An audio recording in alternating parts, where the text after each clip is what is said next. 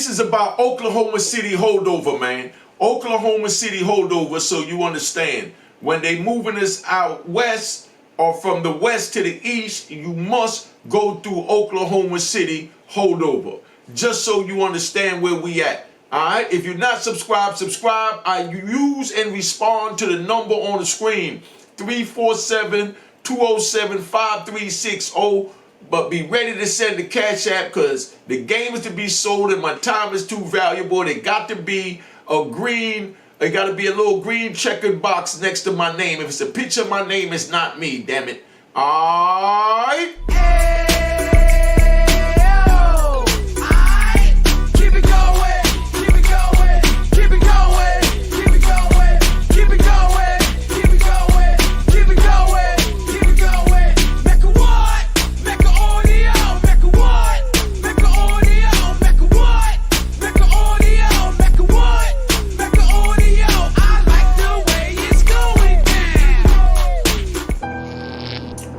Unique Mecca Audio, man. Let me get out this joint. All right, Unique Mecca Audio, man. I'm going to tell you about Oklahoma City holdover. Oklahoma City holdover. Before that, the holdover was in El Reno, you know. But, you know, we talking about January 3rd, 1995. The first time they sent me through Oklahoma City holdover, I was on my way to ADX Supermax for allegedly stabbing 2 police and starting a big crack law riot in Lewisburg. So I'm on the way there, and they fly me from Harrisburg, Pennsylvania on a big-ass Learjet all the way to Oklahoma City.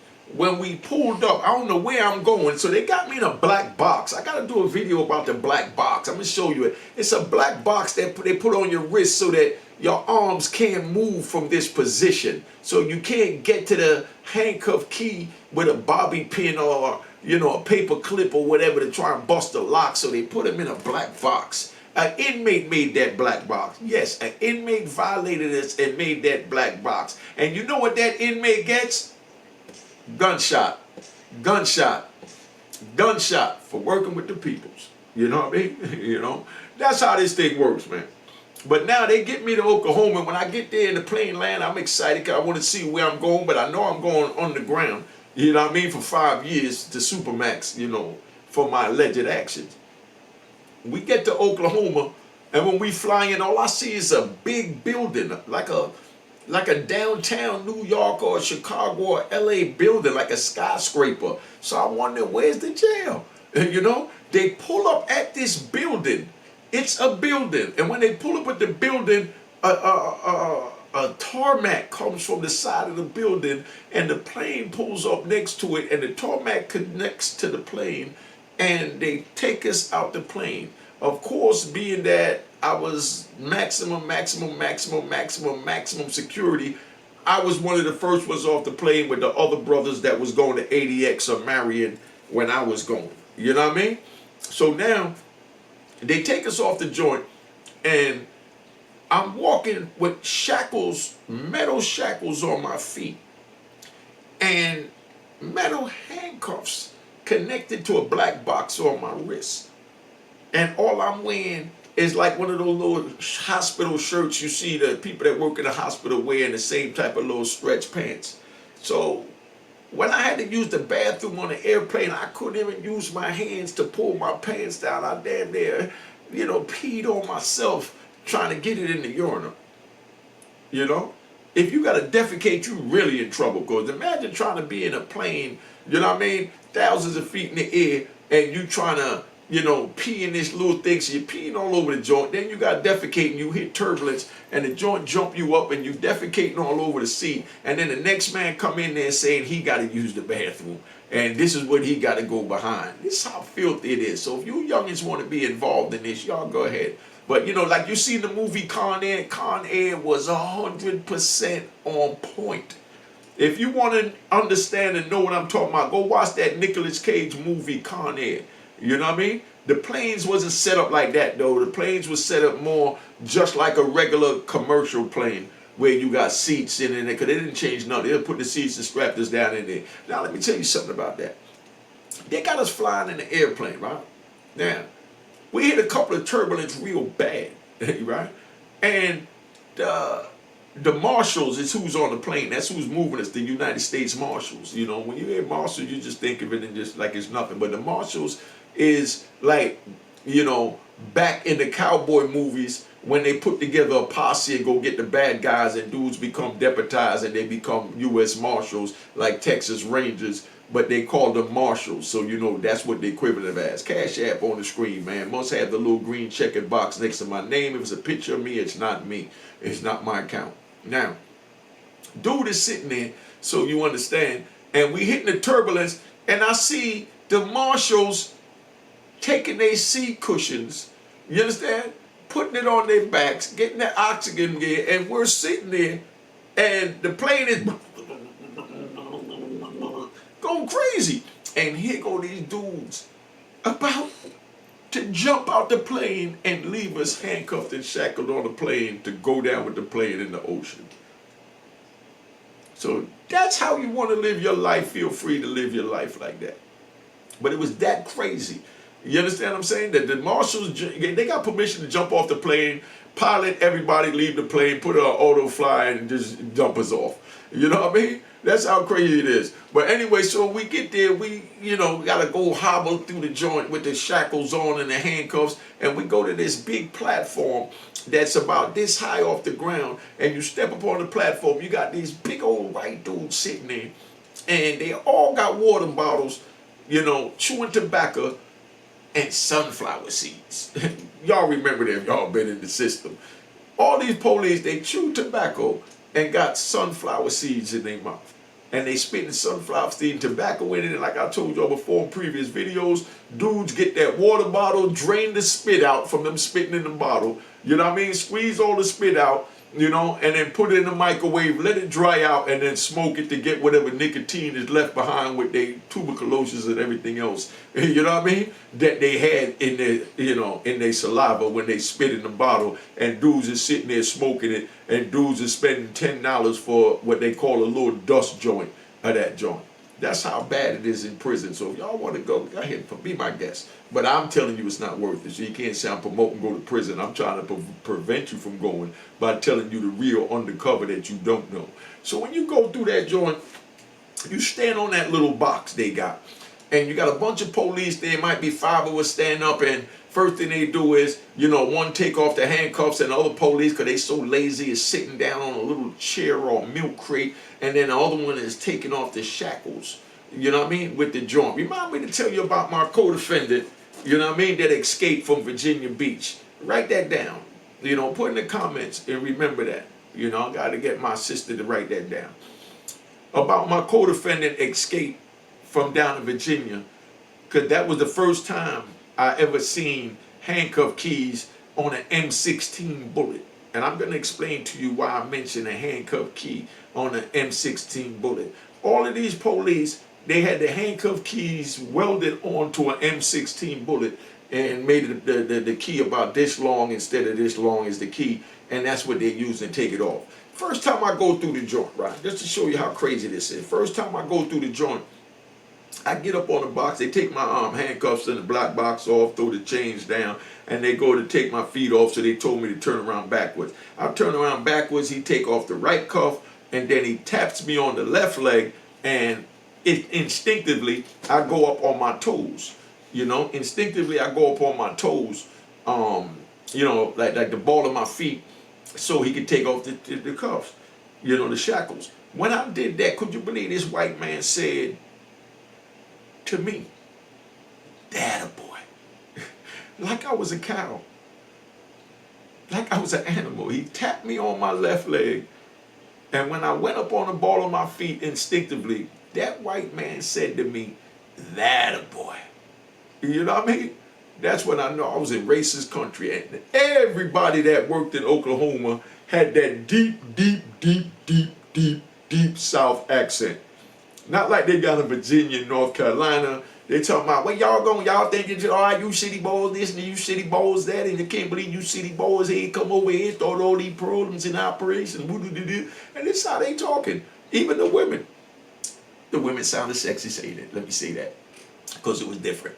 But now the man said, "Daddy boy," you know? So instinctively when he said that, I kicked my left leg at him and he falls off the milk crate.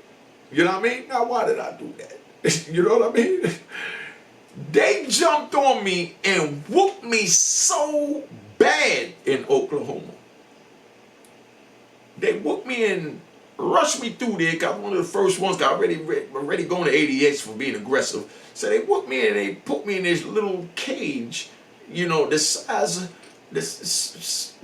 of a kitchen nook table. You know those little tables you got in your kitchen. I mean, if I put my elbows up, they were touching the walls. You know what I mean? If I stood up straight, my neck was like this in the wall. This is America. Welcome to the American Federal Prison System, y'all. So if this is what y'all want, y'all go ahead. And they left me there until they unloaded every plane that came in all day. And we got there, you know what I mean? We got there about maybe 8, 9 o'clock in the morning. And they was unloading planes till about 6, 7 o'clock in the evening. I spent 12 hours with my neck like this. Couldn't even stand up. I mean, it was totally ridiculous. You know what I mean? Here got my son calling again. Let's see what he into. You know what I mean? But hello. This is a prepaid debit call from an inmate at Virginia Department of Corrections, Greensville Correctional and Work Center. To accept this call, press 0. To refuse this call, hang up or press. This call is from a corrections and recording. Thank you for using GTL. Yo, what up? I'm doing a video right now. What's up, family? You know, I'm talking about it. This is my son, Mahdi. Mahdi, say what's up to the people, man. Good morning, Walaikum salam rahmatullah. Yeah, I'm doing a video where I'm telling them about the first time I went through Oklahoma City holdover, you know? So let me just finish this part, then I want you to tap in and you can let them know some of your experiences for those that don't know. You got a minute? Huh? I said, let me finish this part that I'm at. Listen to it. Then if you want to ask a question, you can ask a question or whatever. But I asked you, do you have a minute? Oh, yeah. I mean, I'm waiting to go to school, but I can listen to them. That's what's up. My son going to school. Round of applause to my son going to school in Virginia State Prison. All right? All right? All right, calm down, y'all. Calm down. All right. What's up? I said, I'm getting that TV, trying to be productive when I'm in here. You can tell what I said. You taught me, man. All right. That's what I'm saying.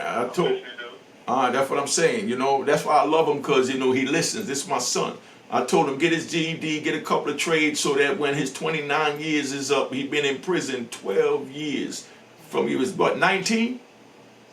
Yes, sir. From he was 19. And how old are you now? Let him know again. He's 31, been in jail 12 years because he wouldn't listen to me. But, you know, I wouldn't listen to my pops either. What happened? I'm listening now. All right, that's what I'm saying. Look what it took for my son to listen to me for him to get 29 years. So if this is how you want your son to listen to you, feel free to do it. You know what I mean? But I'm telling you, don't do it so you can be out here for your son and don't be away from yours like I was away from mine. But look, check, I'm in Oklahoma, right? To run it back real quick. I get to in the airplane. They got me handcuffed and shackled. We fly to Oklahoma. It's a big-ass building, look like a skyscraper. I'm wondering where the jail is at. The plane pull up to the building, the tarmac come out, stick onto the plane, and we walk out the joint and go down this long-ass hallway, and they put me on a box about maybe 3-4 inches high.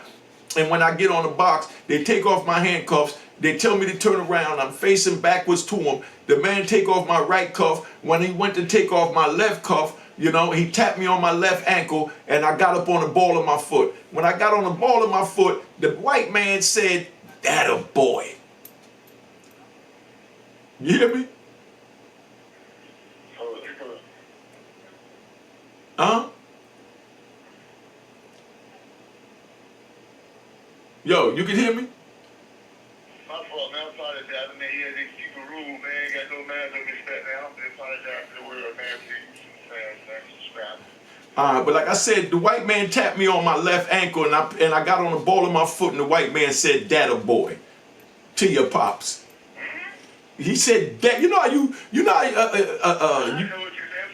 like this. He's like, he's tripping. Like, there's no way possible he's gonna talk to you like that. You understand what I'm saying? So you know me, I'm not going for none of that. So I kicked my left leg back at him, and he was sitting on a milk crate because he was too lazy to bend down. And when I kicked my left leg, it's like I hit him dead in his face and he fell back on the ground. But it missed him though. I'm gonna keep it 100. It missed him because he saw the foot coming. You know what I mean? But he falls off the joint. They jumped on me. They beat me so bad they put me in this little ass cell that if you put your hands together, my elbows would be touching the wall. And when I stood up straight, the back of my neck was touching the ceiling. And they left me there for 12 hours until they unloaded the rest of the plane. You know? Then when they came to get me out, they had the nerve to say, "You've been in there long enough now, boy."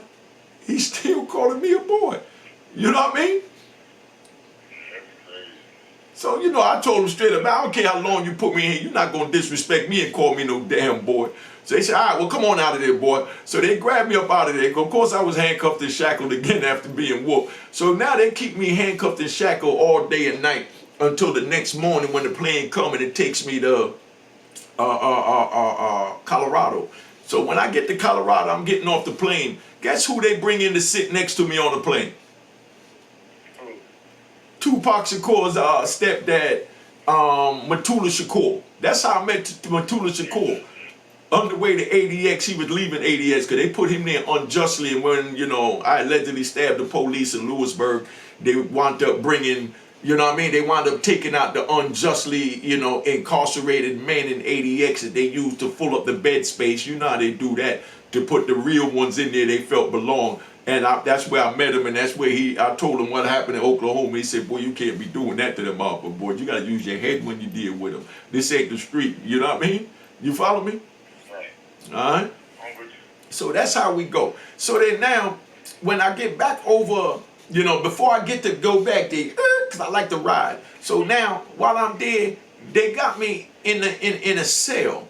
And while they got me in this little ass cell, they put me in another little ass cell, and I could hear people talking, and it sounded like it's coming through the toilets and the vent. So I go to the vent and said, yo, who's that? And they telling me who they are. These are other dudes that was violent, maximum security prisoners that was going to other prisons or whatever, Marion or ADX. And they telling me who they are. And then I hear girls' voices. So I'm like, yo, what the fuck? We got monkey ciphers in here? And they said, nah, they got the females upstairs, but we can hear them through the toilet. You know what I mean? So I said, how you hear them through the toilet? He said, oh, you got to take your cup and scoop the water out the toilet. Then you can hear clear without the water blocking the sound of the voice of the females. And dudes was in there, bent over the toilet, my D. Dudes bent over the toilet, talking to females in the toilet, and they having sex conversations with the females and masturbating while they leaning over the toilet with their ear in the toilet. That's how desperate it got for a woman. Could you picture that? Yeah, I could go for it, yo. You know what I mean? No, it's a true story. Anybody that been through, they knew it. That's why I tell these suckers and clowns that want to play these YouTube troll games, check what I say, nigga. You know what I mean? My shit official.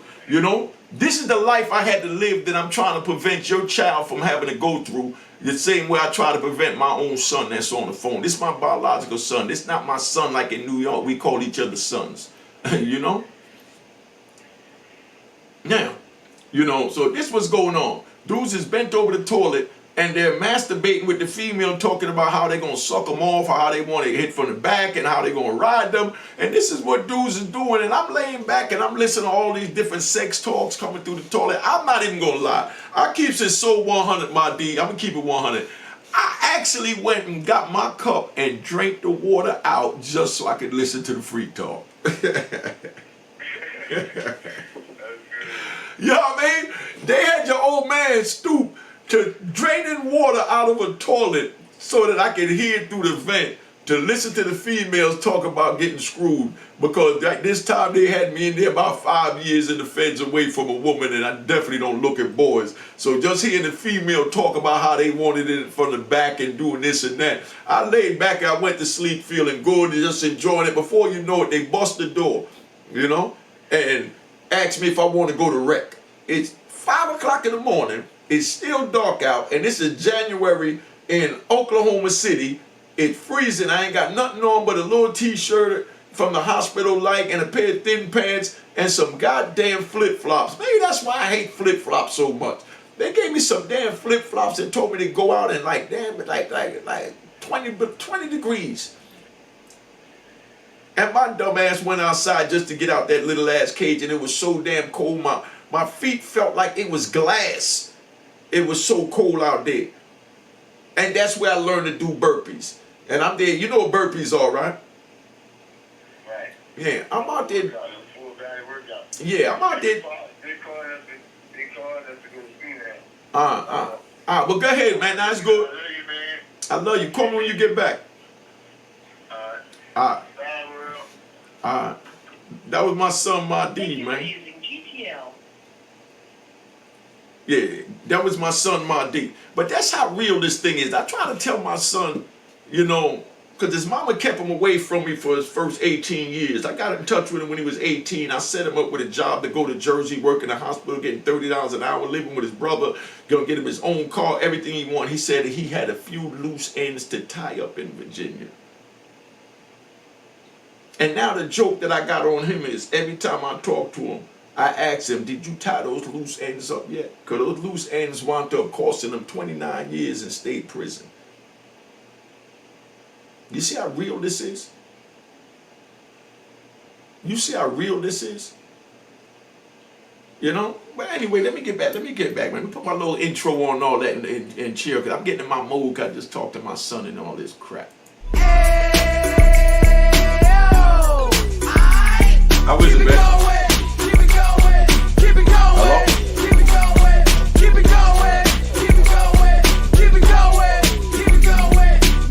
Put it back on mute.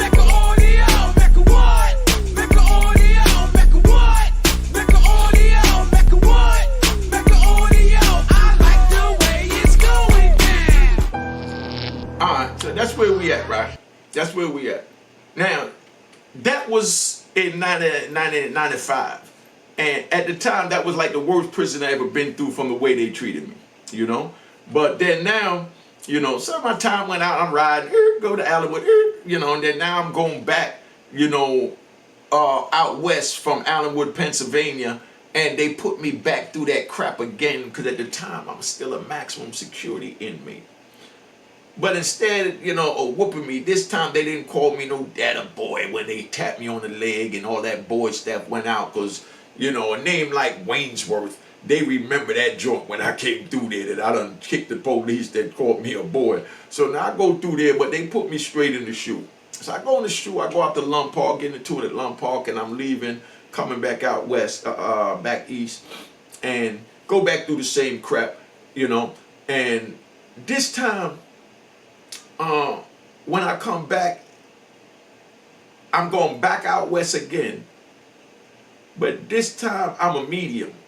I'm not a medium. I'm a high security inmate, they call it. I wasn't max. I wasn't a high max no more. I was just a high security inmate. So now they didn't put me in the shoe. They put me in what they call general population. You go in general population, it's a big open area with nothing but like two floors of cells.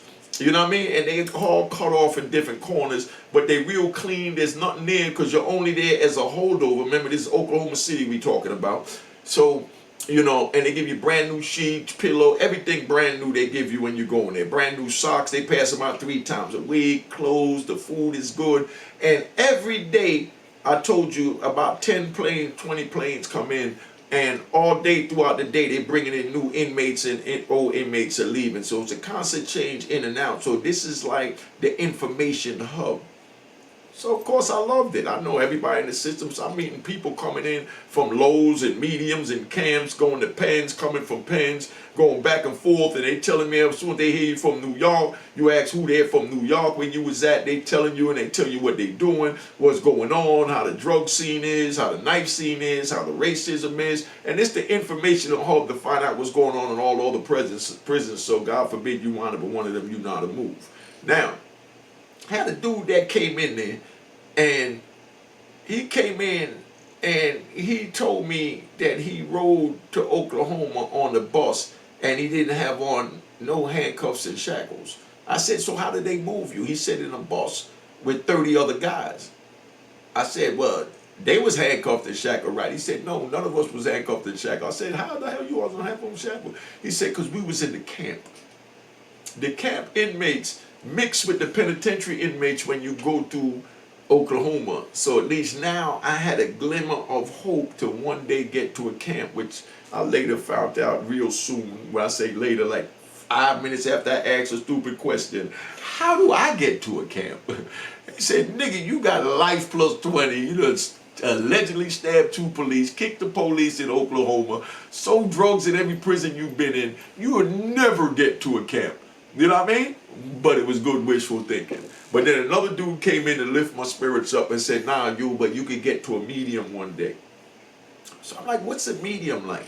They said, oh, medium, you get to order stuff from the East Bay book, and you know what I mean? You sit across from your visitors, and you know what I mean? You stay out till 11:30 at night, where in the penitentiary you going at like 9 o'clock, 8 o'clock sometime, and you know, it's like they still got weights on the compound. So at least now I got another glimmer of hope.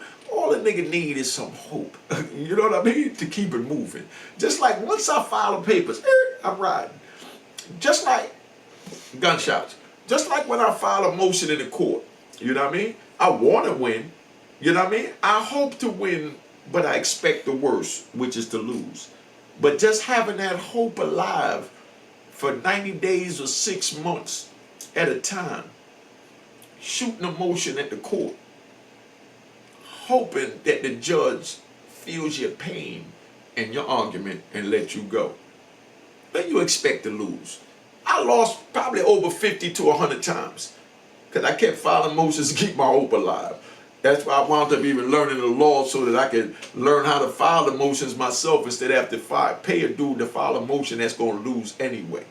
You know? I even thought the motion that got me out, that got me sitting here in front of you on YouTube was going to lose.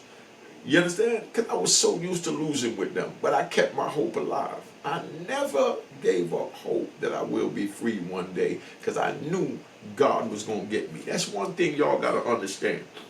God is going to give you everything you need when you need it. Not what you want, when you want it. Remember that. So I used to pray to God every night and say, God, please help me. Take care of my children, my mother, you know what I mean, my family and my loved ones, so that I'll be able to go home to them one day when you feel you are ready to release me and I'm ready to be released. And I said that for over 20 years, over 2 decades, and meant that. So when I woke up in the morning, I was still there, and later on that afternoon at 4 o'clock mail call, when I got another rejection notice to my motion, alhamdulillah, God is not ready. You know what I mean? And I just went on with my day and went back to the law library and looked for another motion to put in, because God give us the will to be able to work ourselves out of any situation we find ourselves in. So I knew the key to me getting out was in the law library. If you ever look at the law book, next to each statute and codes, they got a little key that looks like a real key.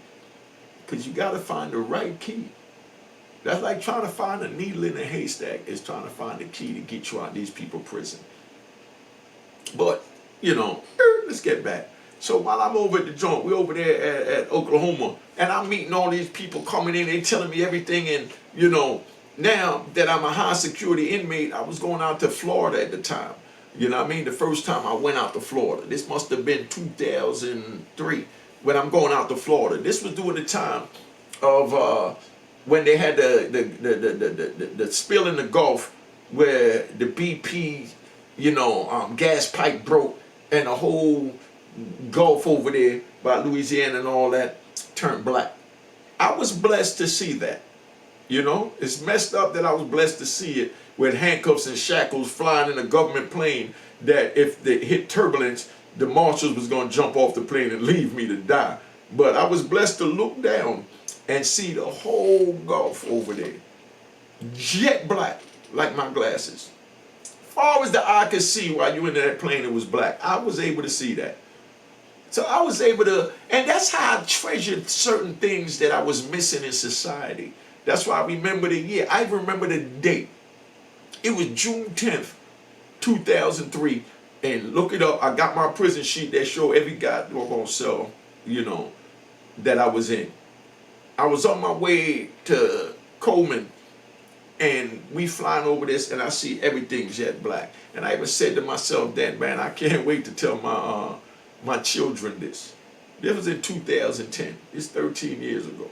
So at the time, I didn't have any grandkids, so I wasn't even thinking about grandkids. You know what I mean? Well, any that I knew about, because a lot of the mothers, they kept the children away from me, so I didn't know what the heck was going on. But I said, I can't wait to tell my kids this, And then next time I'm flying out there, 2018, now I'm thinking, I can't wait to tell my grandkids this. You see, I had to stay sane to know that, my kid's too old to hear this crap, so now I got to look forward to telling my grandkids, But this is the type of stuff that you go through when you break the law and you wind up in prison.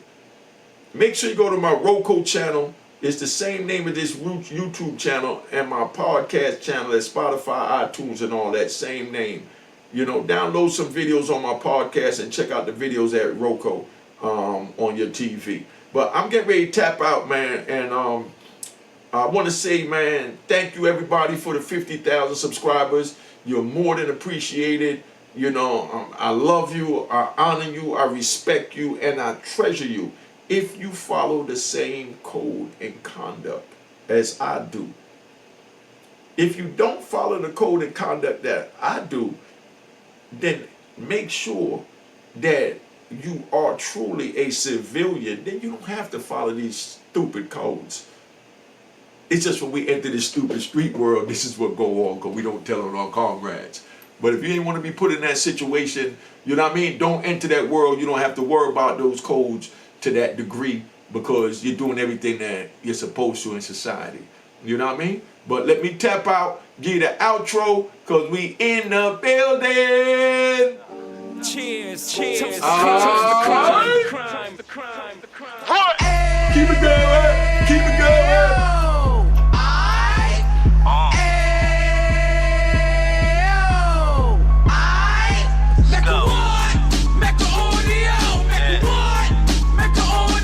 How was that?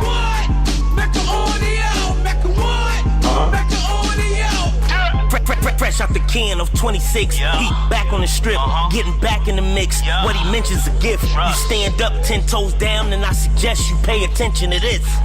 Take a little gully posse, put it in hard. He cut from the bottom, came up from the bottom.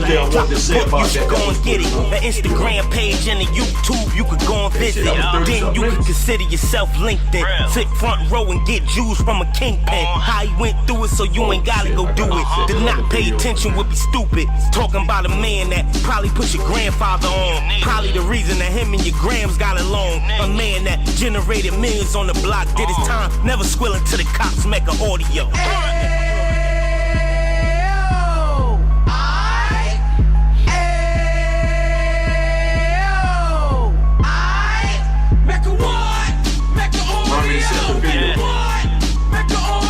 I'm trying to do it now, but my shit fucked.